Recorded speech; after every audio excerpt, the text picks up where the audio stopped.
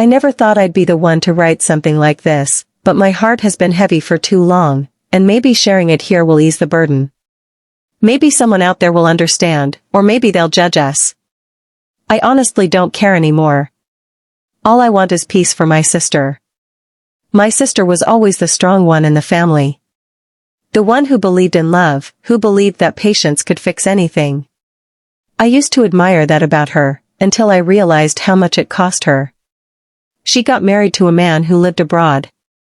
You know the type: tall dreams, promises of a better future, and the magic of just wait, I'll come back for you. At first, it felt like a fairy tale. He provided for her, called often, and came home once in a while. She was happy, and when she found out she was pregnant with their first child, she called me crying with joy. But reality doesn't wait for fairy tales.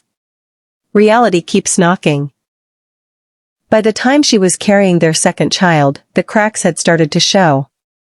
Nights stretched into loneliness. The phone calls were shorter.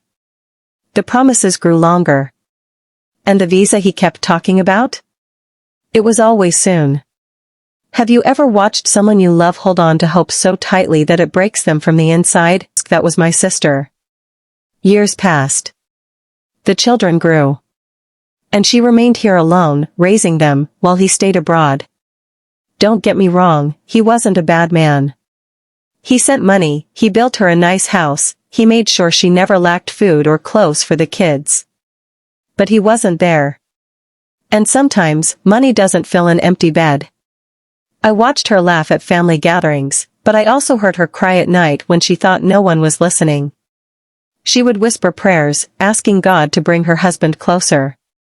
She wanted love, not just remittances. One night, she told me something I'll never forget. She said, "I'm not having another child until he brings me over. I can't keep raising them alone. I'm tired." That statement. It changed everything. Because from that day, she wasn't just fighting her loneliness anymore. She was fighting his family. When she told her husband she wouldn't have another baby until he processed her visa, it didn't sit well with his family at all. They acted like she had just committed the worst crime. I remember one of his sisters came to our house, her voice sharp like a blade, saying, "We paid your bride price. We gave you our brother. And this is how you repay him?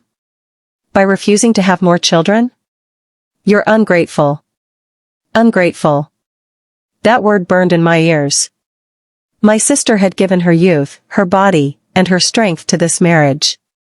She was raising 3 children practically by herself. What more did they want from her? But his family saw things differently. To them, my sister was being stubborn, difficult, even disobedient. They said she was trying to control him, that she should be grateful he was sending money at all. I wanted to scream at them, but I held my tongue for her sake. My sister stayed calm. She always did. She would just say softly, "All I want is for us to live together as a family." That's not too much to ask. Still, the pressure was constant. Every phone call from her in-laws ended with the same reminder, "Give him another child." Every holiday gathering came with pointed looks and whispered comments. Yet, through it all, she stayed firm. No more children until the visa was processed. And then, just when it felt like the battle would never end, something changed.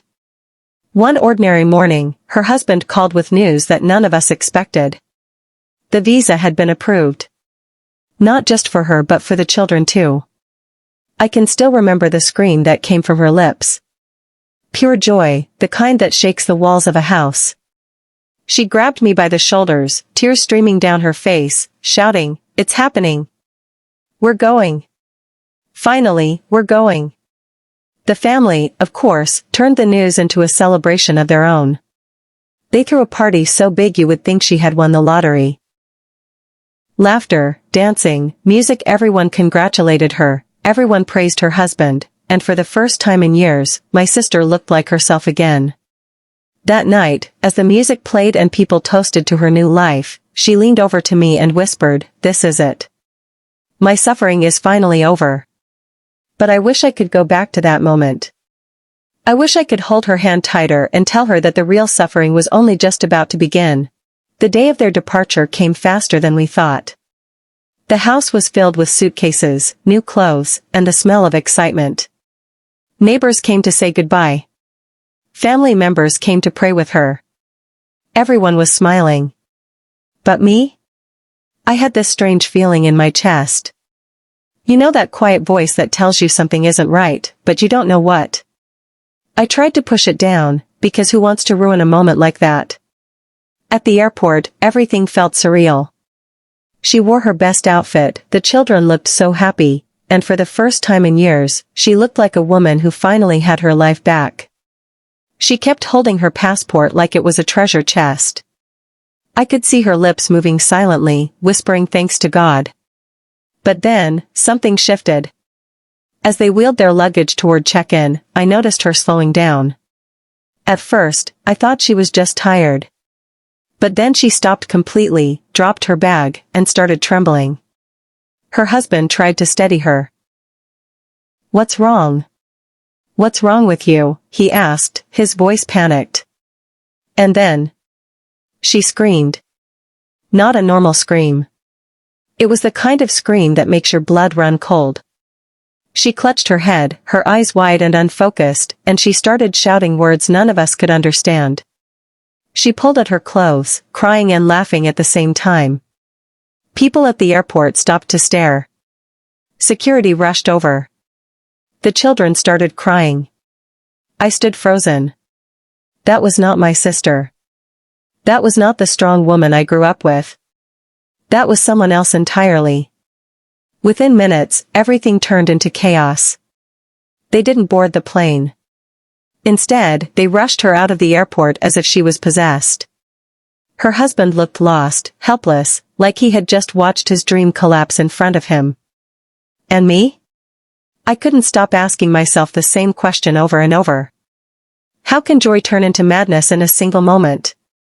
That day was supposed to be the beginning of her new life. Instead, it was the beginning of her downfall. After that day at the airport, everything changed. It was as if the woman we knew had been snatched away in a single heartbeat, and what remained was a stranger in her body. They took her straight to the hospital. The doctors ran tests, gave explanations that sounded too polished, too clinical: mental breakdown due to stress, delayed trauma, psychosis triggered by years of pressure. But none of it gave us answers. None of it explained how someone who was laughing one moment could lose herself the next. My sister would sit on the hospital bed staring into space. Sometimes she whispered to people only she could see. Other times, she would scream for hours, begging invisible hands to leave her alone. Watching her children cling to her, confused and terrified, was the kind of pain I wouldn't wish on my worst enemy. Her husband tried, I'll give him that. He brought in pastors to pray for her. When that didn't work, he turned to prophets.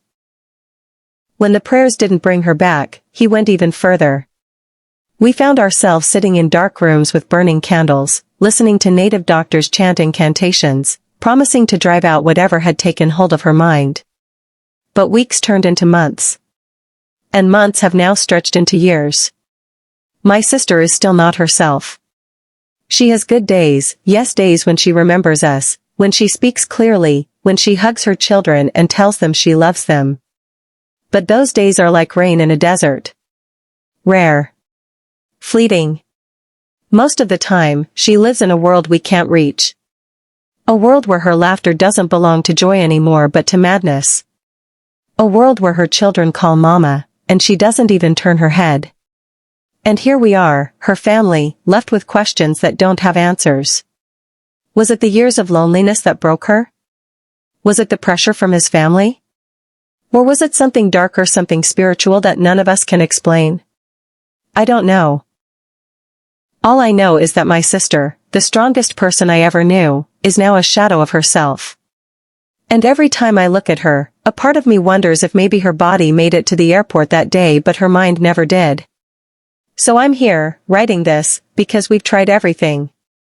Doctors, churches, native healers. Nothing has worked.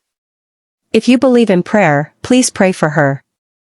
If you believe in hope, Please share some with us. Because as I type this, I don't know how much longer she can survive like this. And I don't know how much longer I can watch her fade away. Do you think her pain came from loneliness, family pressure, or something spiritual? Comment below. Your voice could help someone going through the same. Please subscribe for more heartfelt stories.